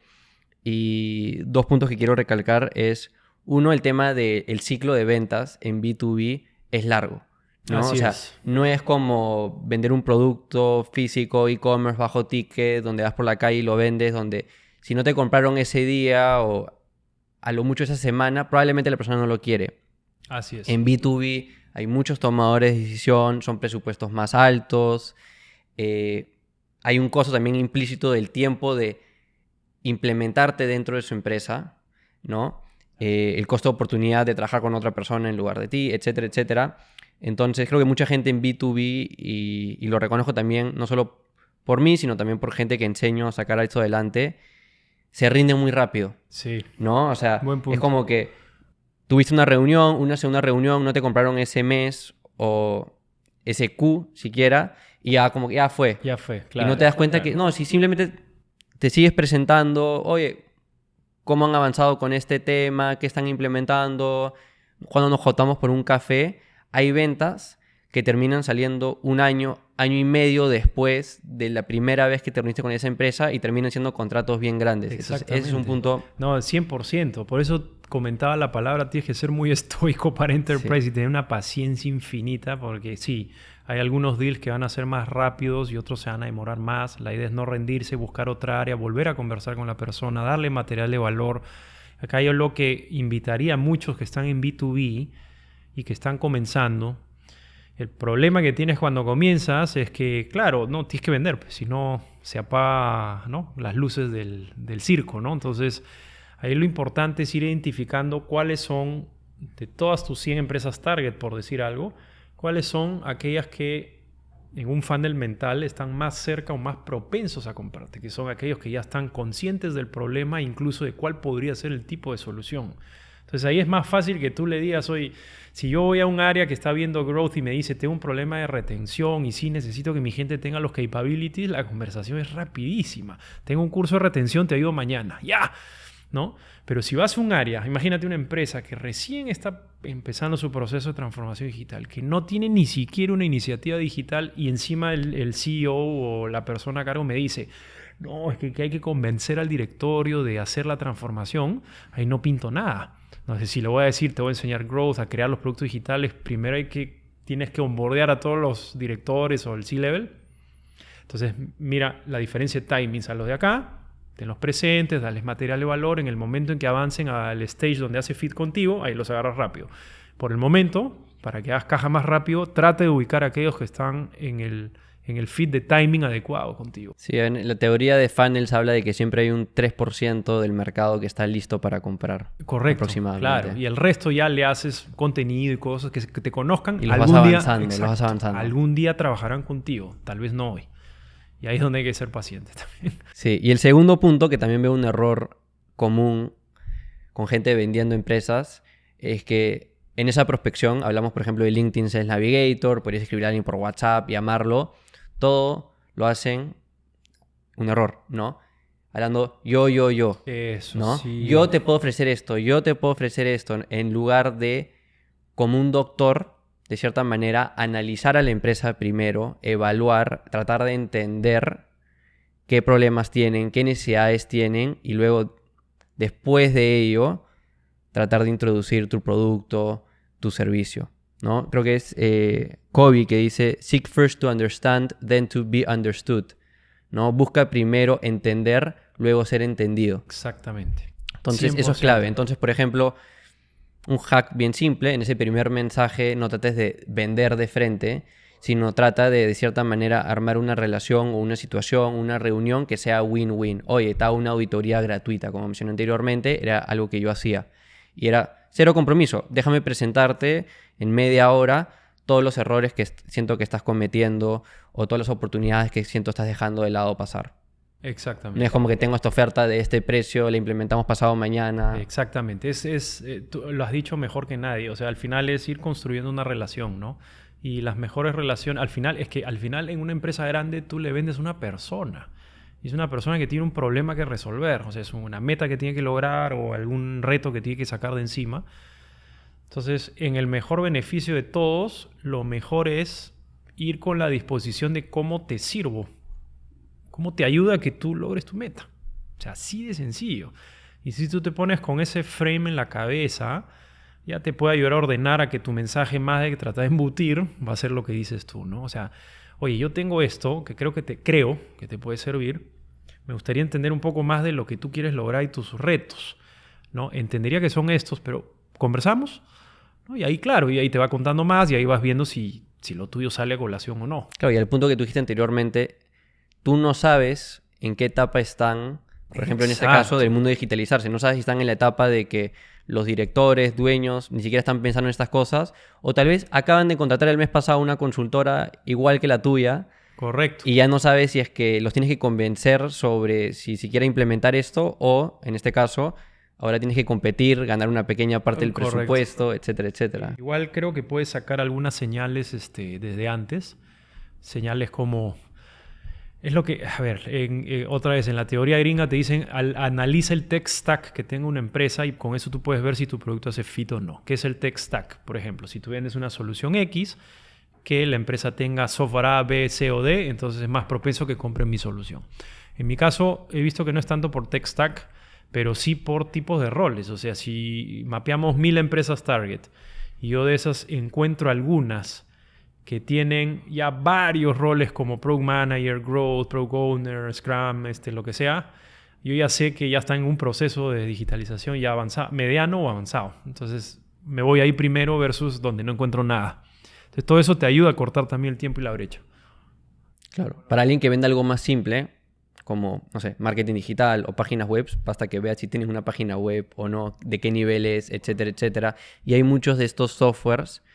Yo tengo uno, creo que se llama Wapalizer o algo así, que entras a la página web de alguien y es como un plugin de Chrome.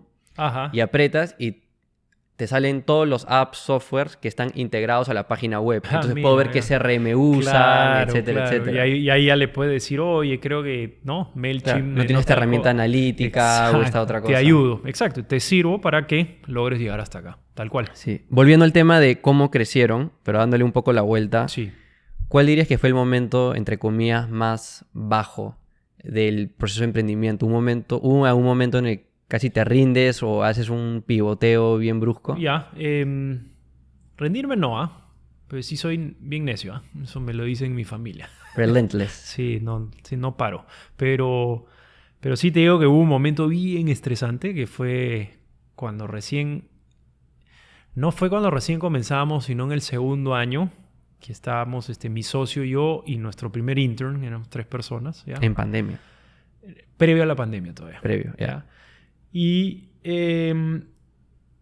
o sea, era obvio, pero no caímos en cuenta mentalmente de que el ciclo de ventas es largo, ya lo hemos hablado. Entonces, por un momento teníamos solo un curso que era Growth 101 y, bueno, Data, y dijimos, para poder vender más tenemos que construir más cursos. Lucho, mi socio, estamos discutiendo, ¿no? Entonces, pongámonos a armar, pues entonces nos metimos de cabeza él y yo y Bruno, nuestro primer employee, una muy buena persona, nos ayudó muchísimo. Nos pusimos a construir más cursos y crear contenido de Mora. ¿Ya? Y en ese momento los únicos content creators eran Lucho, Bruno y yo. ¿Ya? Entonces nos metimos tanto en eso por 3-4 meses que descuidé la parte de la venta que la veía yo. Se te secó ahí todo el funnel. Sí, se me secó el funnel, ¿ya? Y el tema con ese funnel es que tú tienes que ir sembrando lo que vas a cosechar en 5 o 6 Eso acabas de dar un punto tan clave. Es horroroso, ¿ya? En B2B. Ahora que enseño a mucha gente a empezar estos negocios B2B, es una de las cosas con las que más les doy palo, que es... Y dales de mi parte también. No dejes de vender nunca. Jamás. Y ahí te secundo como... Yo siempre digo, tienes que tener tu tiempo durante la semana de hunting, que es donde buscas a gente, tu tiempo de farming, que es donde cosechas esas relaciones que ya abriste, y luego tienes tu tiempo para delivery, ¿no? O sea, para dar el servicio que ya has vendido. Claro, entonces, no, tal cual. O sea, nos metimos con Lucho a crear tanto content, descuidamos el funnel, se secó un poco no, se secó bastante el funnel. Y ahí cuando levantamos la cabeza, no era como, oye, ¿Y a quién vendemos? hermano, no, weón. Era, nos quedan 30 días de runway. O sea, de dinero en caja para ti, para mí, ¿no? Y Bruno, para poderle pagar a Bruno, ¿no? Y lo poco que nos pagábamos en aquel momento, porque el negocio lo hicimos totalmente bootstrapping, y Lucho vive en Estados Unidos, en Seattle, y tiene una hija y yo tengo 2 hijos. Y ahí teníamos que poner algo en la mesa para que vayan al colegio con nuestras esposas, etcétera, obviamente, ¿no? Pues, pero igual tenías que poner algo, entonces ya estábamos cabezones, ¿qué hago? Dios mío, y ahora la canción criolla, y a esos meses no dormí mucho. Y llegamos al punto que ya no había nada en la caja bancaria, ¿ya? Y bueno, lo positivo es que cuando estás ya así estresado, vendes como si no hubiera un mañana. Y ahí sí dejé ya, Lucho, termina tú los cursos y yo me pongo non-stop a contactar gente y a vender. Saqué 2 contratos bien grandes que nos dio oxígeno como un año, ¿eh? Pero puf. Y Lucho también vendió, se puso a llamar gente, etcétera, ¿no? Entonces, pero bueno, cuento corto, creo que esa es la parte más estresante que hemos tenido, y tal cual lo has dicho tú, la lección número 1 que me podría llevar es: en B2B, sobre todo Enterprise, nunca puedes dejar de vender. Estás armando el producto, pero tienes que reservarte tus 3-4 horas de prospección y luego de irte a cerrar contratos, etc. Nunca puedes dejar de vender. Es demasiado largo el tiempo. Te puedes asfixiar.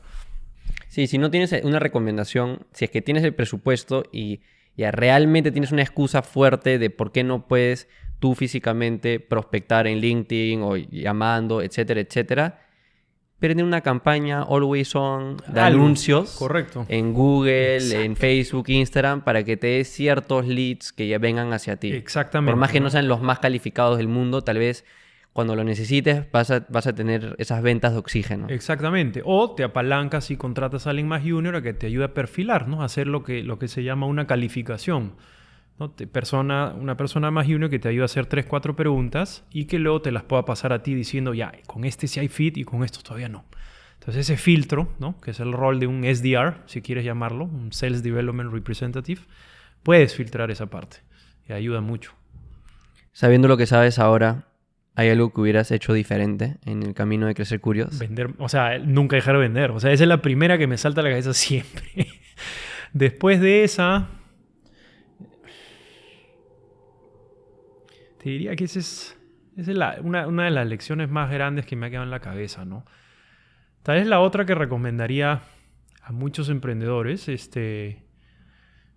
cuando recién estás comenzando, a veces pues es normal, ¿no? Tener miedo a que cosas no funcionen, etcétera, ¿no? Incluso te puedes autofrenar a hacer ciertas cosas, como desde aplicar a Y Combinator o hacer ciertas cosas, ¿no? Etcétera.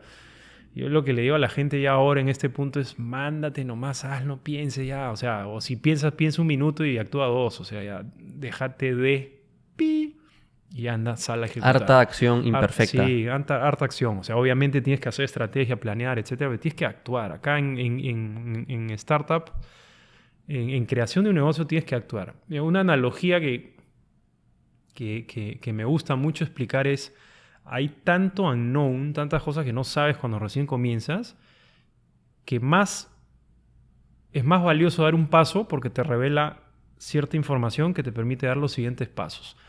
No sé si tú habrás jugado Age of Empires o algún juego que sean de estos de estrategia donde... Sí, uno que otra vez. Ya. Tenía unos amigos que jugaban más, Perfecto, pero sí. ya. ¿Cuál has jugado tú? Age of Empires tengo, o sea... Ya, no juego Warcraft mucho. tal vez. Ya, Claro. entre otros parecidos. Pero Soy más de FIFA, pero... Perfecto, ya, buenazo. Pero seguramente varias personas que nos escuchan han jugado este tipo de juegos, ¿ya? Entonces, si tú te acuerdas del juego, tú comienzas al medio con 2, 3, generalmente son farmers, ¿no? Y una redondela de tu terreno, y luego todo lo demás de la pantalla está en negro. ¿Ok? Entonces, si tú haces una analogía con entrepreneurship, o sea, cuando estás empezando un negocio, es todo lo negro, todo lo que tú no sabes. Entonces, si tú te das cuenta, si mandas a caminar a ese farmer 5 pasos para allá, te das cuenta que hay una mina de oro. Entonces, ahí puedes mandar a los mineros a extraer dinero. Eso no lo hubieras podido saber si no mandabas a caminar a alguien. te vas para allá y te das cuenta que todo el enemigo está acá. Entonces ya sabes que por aquí tienes que construir una barricada, ¿no? Entonces, el caminar unos pequeños pasos te permite tener la información necesaria para poder dar los siguientes. Entonces, está en tu mejor beneficio no pensarla tanto, sino actuar.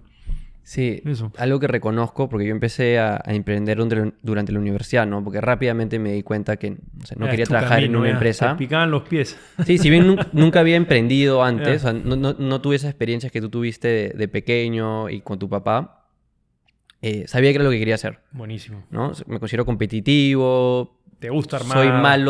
soy malo siguiendo órdenes, Te pero cuando me entiendo, gusta te entiendo. algo, me meto de lleno y soy medio geek con las cosas, o sea, Ya. como que me gustan, Claro, ¿no? claro. Me afano. Pero algo que mirando hacia atrás valoro bastante es la ingenuidad. Puede ser algo de muy alto valor. Sí. Porque como tú dijiste a lo de Y Combinator u otras cosas, la ingenuidad hace que Te mandes. te mandes con Sí. cosas que otras personas que ya han estado metidos en la cancha no hacen porque no creen que es viable, porque otras personas han fallado. Y ante esa ingenuidad te mandas a escribirle a una empresa más grande de la que deberías, pero termina siendo una experiencia positiva por más de que no le vendiste o por más de que sí le vendiste, salió mal el trabajo, o tal vez le vendiste y salió una relación increíble de años, Exactamente. ¿no? Entonces, esa ingenuidad es súper. Otra cosa también cuando estaba empezando, me acuerdo, era que no aprendía tanto. Estaba en la universidad, entonces ya la universidad de por sí era más educación de la que quería. Claro. Entonces ya el inicio de la agencia era acción, acción, acción, Claro. ¿no? A lo que tú decías, Claro. tomar acción. Claro. Y fue de todas maneras, esos primeros 2 años de la agencia, el momento de crecimiento más rápido de mi propia vida emprendedora, porque era pura acción, cero educación. Ahora, también reconozco de que ese crecimiento sin cierto nivel de educación te lleva a que luego mirando hacia atrás dices, oye, cometí esta infinidad de errores y aprendes que hay un balance, pero también hay gente que se va al otro extremo y es pura educación, cero acción. Así es, así es, así es. No, y ahí has dado en el clavo, ¿no? Tienes que actuar definitivamente, probablemente más y más rápido que en otros contextos, digamos, corporativos, porque si no actúas, otra vez, se apagan las luces del circo, ¿no? Lo que sí creo es que si aprendes más rápido los patrones y las cosas que funcionan o la disciplina que te ayude, puedes correr incluso más rápido y de manera más eficiente. ¿Te acuerdas lo que hablábamos de hacerlo eficiente versus hacerlo efectivo? O sea, sabes cuál es la dirección más adecuada. Si combinas las dos es más potente, pero si tuviera que elegir, mejor ser efectivo. O sea, sabes por dónde ir, le vas para allá, ¿no? ¿Cómo has cambiado como persona desde que empezaste Curious? Ya, mira, lo primero que te diría que emprender de por sí es un gran viaje, ¿ah? O sea, es un gran viaje como persona. O sea, creo que es una de las cosas que más te enfrenta a todos los retos y miedos que puedas tener en la vida, a toditititos, ¿ya? Y la única forma de ir construyendo cada vez un negocio más grande es que tú mismo vayas sacándote de encima o aprendiendo a overcome those fears. Es que no hay otra. Entonces creo que esa es una de las ramas importantes que resaltaría cualquiera. La otra te hace más consciente también, o sea, sobre todo cuando lideras personas, etcétera, ¿no? Y estás en todo ese viaje de liderazgo, de aprender a liderar, que es un viaje interminable, ¿eh? O sea, es interminable, muy bonito, con muchos altos y bajos. Aprendes a entender qué es lo que mueve a cada persona, ¿no? Qué es lo que quiere, etcétera. Y es como tú alineas incentivos para que tú apuntes a que la persona logre lo mejor que quiera hacer en su vida y que a la vez saques lo mejor de él para que contribuya a lo mejor a tu empresa, ¿no? Entonces ese viaje, ese aprendizaje, por ejemplo, también me ha tocado vivirlo mucho acá porque pues tengo que liderar una cantidad de personas, etcétera. Entonces ya te toca, no hay otra, ¿no? O sea, ahí es muy interesante, ¿no? Lo otro es aprender a lidiar con el estrés y la incertidumbre, ¿ya? Y eso de ahí sí me ha obligado a hacer algo que es tratar de aterrizar todos los frameworks posibles de cómo puedes lidiar con situaciones que no sabes qué hacer. Y ahí me pasa todos los días, o sea, todas las semanas tenemos algo que no sé por dónde ir. Es nuevo. ¿Cuál es el framework? Entonces, el framework, o sea, hay muchos, pero digamos, creo que lo más sencillo es como decía Einstein, pon la pregunta correcta. O sea, él dice, si tuvieras 1 hora de tu tiempo, 55 minutos me la pasaría fraseando la pregunta correcta. Esa es como la de afinando el hacha para cortar el árbol, Correcto, similar, ¿no? exacto. Entonces, lo primero que tienes que hacer es bien qué cosa es lo que quieres responder. ¿Ya? Entonces, si no tienes eso, pues vas a disparar para cualquier lado. Entonces, lo primero, te dice un mundo abierto. ¿Qué hago? Ya, pero exactamente qué es lo que quiero responder. Acá están las 2 preguntas clave. Una vez que tienes las 2 preguntas clave, tú puedes ir a varios recursos para sacarte la duda de cómo resolverlo. Puedes ir a leer un libro, leer información en la web, hablar con personas que hayan pasado por esto, hablar con peers, etcétera, y entre todo eso vas redondeando y al final con un porcentaje de información, porque nunca va a ser perfecto, toma un paso. Y el paso te revela más información y con eso haces lo que se llama Bayesian Thinking. El Bayesian Thinking es este pensamiento probabilístico, que es que tú vas adaptando la probabilidad de que algo suceda conforme nueva información entra. Entonces, conforme nueva información entra, puedes cambiar o decidir o ir mutando, ¿no? Entonces, esas son 2 cosas. Y luego hay otros frameworks que te ayudan mucho, como priorizar rápido, como En general, me guío mucho por bajar a principios. Eso te ayuda mucho. Me hace recordar mucho algo que escuché en Naval Ravikant, Ajá. que es muchas de estas decisiones, o sea, tienes que invertir tu tiempo, lo que es de valor es tener buen judgment, buen juicio, ¿no? En un mundo, él lo dice en inglés, ¿no? De high leverage, ¿no? De alto apalancamiento, ¿no? En tu caso, tú te apalancas de tu equipo, Correcto. el cual tomas una decisión que ellos ya ejecutan a lo largo de semanas o meses, de tu capital financiero, de dónde puedes meter ese capital, distribuirlo, te apalancas de código, medios, en tu caso es qué curso vamos a grabar, Correcto. o qué software programar, etcétera, etcétera. Entonces, en el mundo moderno, en especial en tu caso, que eres un emprendedor, empresario de una empresa grande, tienes que invertir tu tiempo en tener buen juicio, buen judgment, porque va a ser apalancado por todos esos factores que acabo de mencionar. Entonces, ¿no? 100%. Ahí está mejor invertido tu tiempo. Qué buena. Me compartes luego en la charla que lo digo. Qué potente. Porque claro, me acuerdo haber leído otro libro que dice algo similar con otras palabras. Se llama High Output Management de Andy Grove. Es espectacular. Y es para los que no los conozcan, fue el CEO de Intel y el que creó los OKRs, ¿ya? Y él prácticamente es considerado uno de los mejores managers que ha habido de la historia de la humanidad, ¿no? Entonces, y este pata lo que te dice en el libro es que el CEO, claro, es el que tiene la palanca más grande porque si tú piensas algo, claro, todo el resto, pues... Y el trabajo de los managers es justamente sacar el mayor output de un equipo. Sí, como... Exacto. O tú como líder de múltiples líderes y equipos. Claro, por ejemplo, él da el ejemplo naval de Warren Buffett, ¿no? Claro. Probablemente considerado el mejor inversionista de todos los tiempos. 100%. Y habla, Warren Buffett hace 2, 3 inversiones al año. Imagínate. O sea, alrededor de, ¿no? Pasa la mayor parte de su tiempo leyendo libros, periódicos, caminando, pensando, leyendo estados financieros, etcétera, etcétera. Pero una vez que toma una decisión, una vez de que su juicio, él siente está en la decisión correcta, apalanca ese juicio. ¿Con qué? Con billones de dólares de inversión. Exactamente. Y ahí es donde gana pues a todo el mundo, ¿no? Entonces, y si te das cuenta, el principio es que él mismo lo dice, Warren Buffett, es el interés compuesto. Él habla mucho del interés compuesto en finanzas, pero también del aprendizaje tuyo. O sea, lo que tú aprendes cada vez se va haciendo cada vez más grande y llega un momento que tienes tanto juicio que puedes hacer un montón. Por eso es que yo creo que las personas tienen que educarse todos los años. Parte de nuestra misión de que se vuelvan la mejor versión de sí mismos, porque pueden llegar a ese nivel de juicio y resolver mucho más. O sea, eso es clave. Sobre todo en un entorno de que tienes que lidiar con conocimiento, ya no con procesos estrictos. Bueno. Sí, de todas maneras. La era del conocimiento se viene. ¿Hay algo en el cual has cambiado tu opinión a lo largo de todo este proceso? Creo que algo en que sí he cambiado la perspectiva es de cuando yo era colaborador de otras empresas con el tipo de management o liderazgo que recibí, ¿ya? Versus ahora me toca al revés, como líder, ¿no? Contratar, motivar, inspirar, dirigir, etc.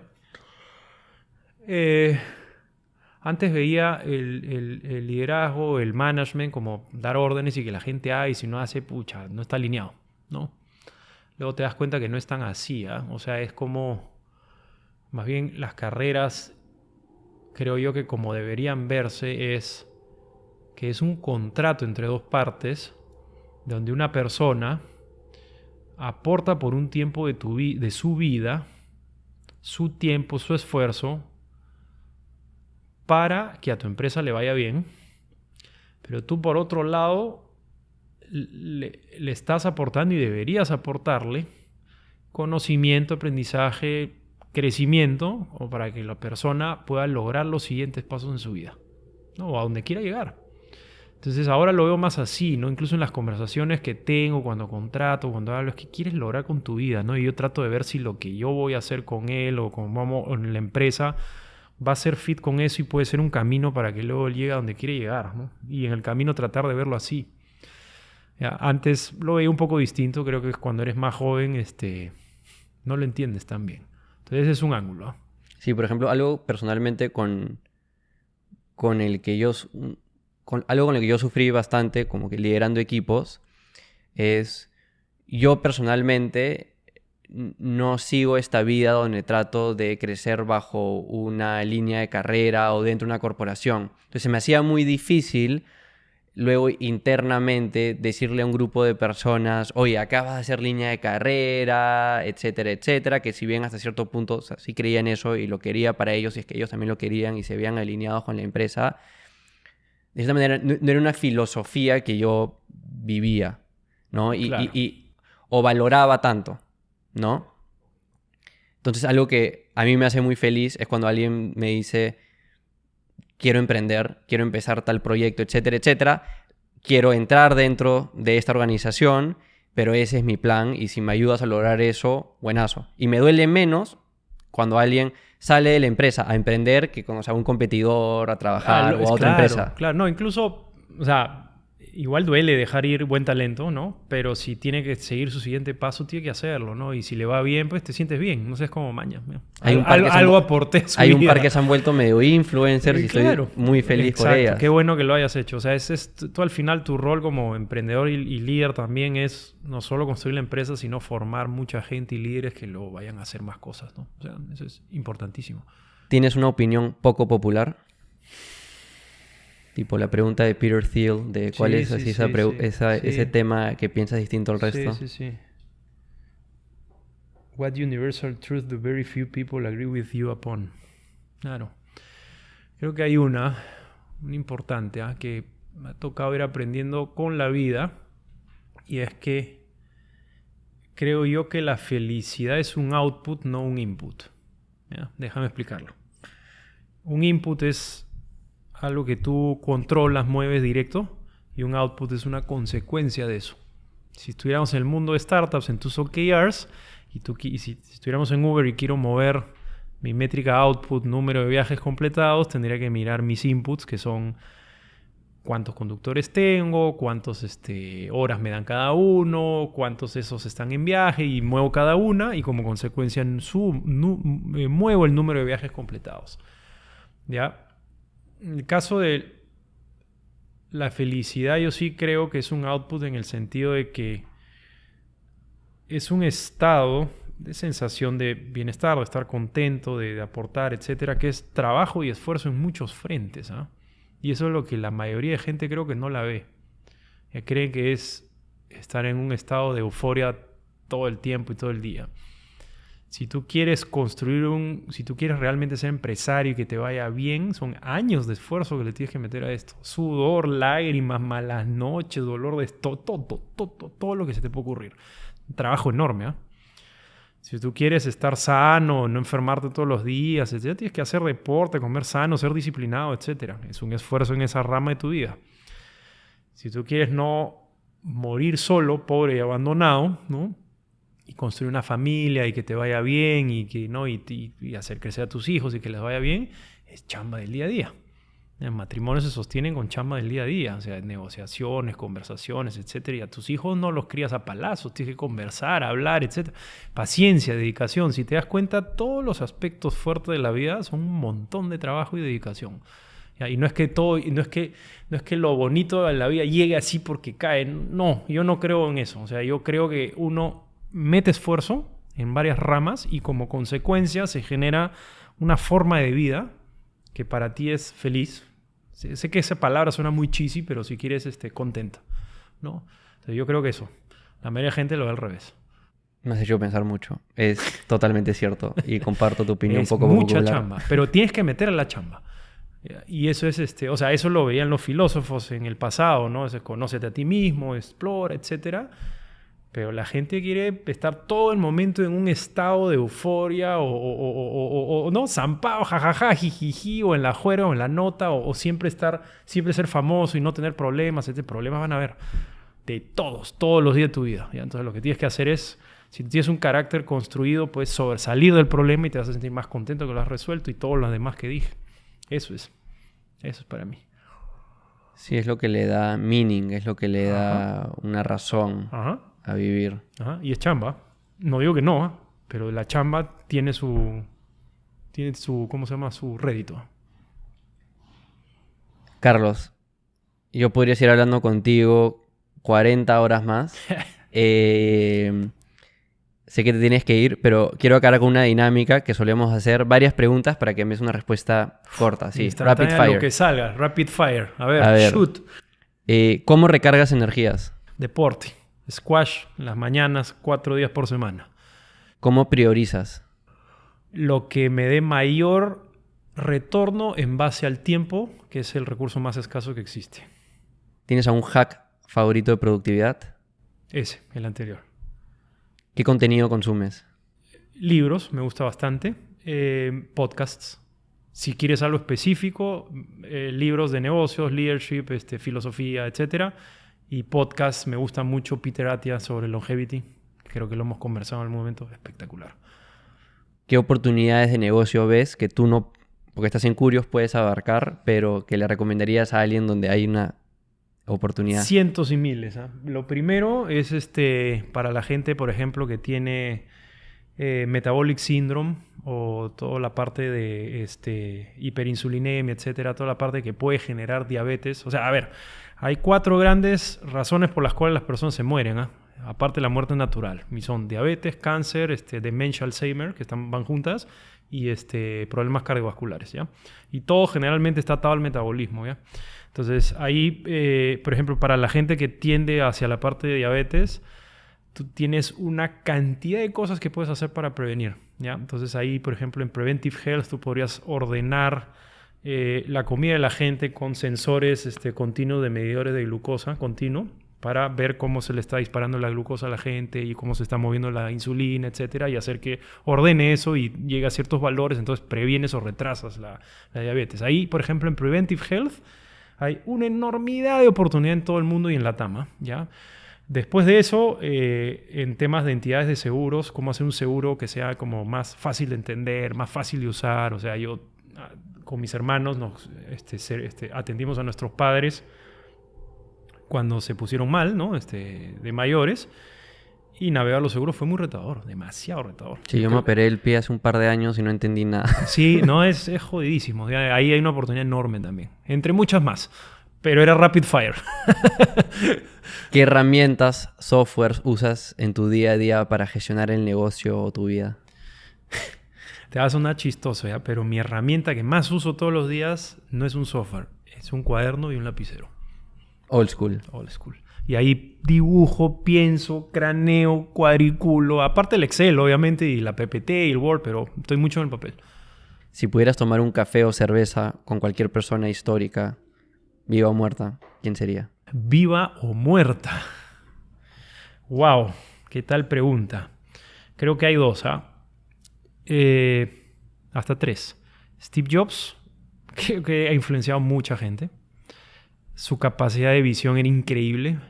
Y el otro, me gusta muchísimo Abraham Lincoln. Lo leo bastante. Hay un libro sobre él, no sobre él, sobre 4 presidentes que se llama Leadership, de Dora, no me acuerdo el apellido, y donde habla cómo él prácticamente viene como... Él fue hijo del leñador y llegó a ser presidente de Estados Unidos y no sabes la cantidad de cosas que pasó. O sea, en línea con lo que hablábamos antes, construyó su carácter a tal punto que podía mover lo que sea. O sea, se convirtió en un force of nature. ¿Ya? Tienes que leerlo. O sea, me encantaría poderme sentar con él. Lo voy a buscar. Sí, sí, sí. ¿Y el tercero?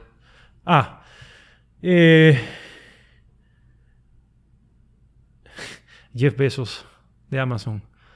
O sea, preguntarle cómo algo tan grande puede seguirse moviendo tan rápido y con tanta innovación. O sea, qué bestia. O sea, es una capacidad de orden y estructura que no todo el mundo la tiene.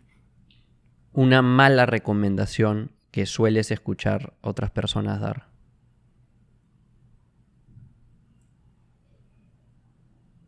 Mira, la abstracción de eso es que la mayoría de gente creo que piensa en consecuencias de primer orden nomás en todo. No en consecuencias de segundo orden. O tercero. O tercero. ¿Ya? Entonces, lo clásico que escuchas es ya dejarlo para mañana, para después, ¿no? La consecuencia de segundo orden no llegas, pues, ¿ya? O ya no voy a hacer deporte porque mucha lata. Ahí te mueres de ataque al corazón, pues, ¿no? Entonces, en general, yo todo eso lo abstraería a que la mayoría de gente piensa solo en consecuencias de primer orden, no de segundo orden. Tienes que pensar las dos o las tres, ¿no? Como dices tú.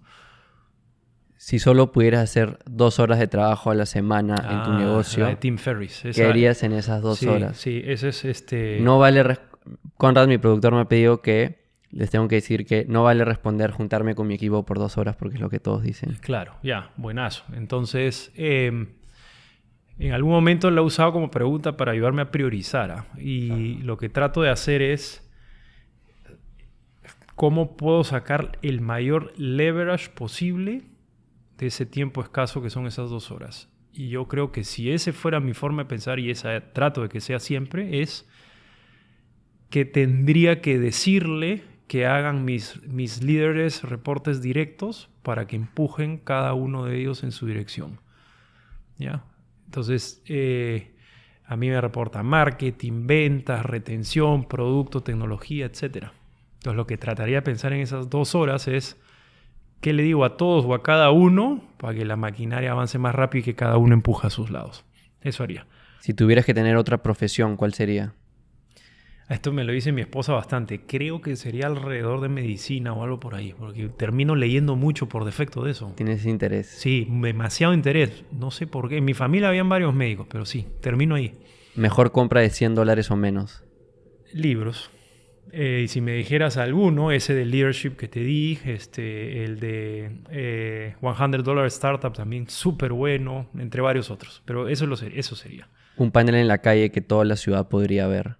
¿Qué escribirías? O sea, ¿qué es lo que pondría?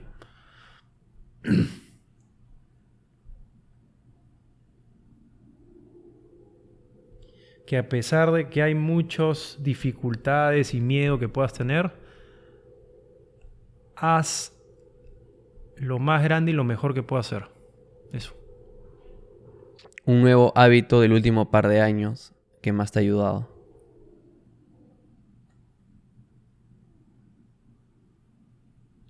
Creo que ser muy sagrado con mi deporte, ¿eh? Porque ahí es donde saco bastante todo el estrés. Y a ser campeón nacional de squash. Ojalá fuera. Creo que ahorita ya no hay tanto tiempo, pero sí trato de jugar seguido, me encanta y juego con un par de amigos y trato de hacerlo regularmente porque me clarifica la cabeza y ser disciplinado con eso. La última. La mejor inversión que has realizado de tiempo, dinero, energía. Te diría que, a ver, si es por el lado de negocios, es una, que sería Curios. Y si es por el lado de mi vida, sería mi familia. Buenísimo. Carlos, me he entretenido muchísimo. Creo que tenemos muchos intereses en común, muchos de los cuales ni siquiera hemos hablado. Todo ese tema de salud. Podríamos quedar horas. La mente, etcétera, etcétera. Pero la vamos a repetir de todas maneras. Buenazo. ¿A dónde quieres derivar lo que nos escuchan? ¿A una web, red social? Bueno, los que quieran conocer un poco más de Curios es www.curios.la. Curios con K. Y ese al final .la. Los que necesiten escribirnos a mi nombre, carlos@curios.la. Y bueno, ¿no? A tu página web también. No, ya están en los links. Ya están en los links, ¿no? Que creo que les puedes compartir mucho a la gente que está emprendiendo, ¿no? Ahí en B2B. Buenísimo, Carlos.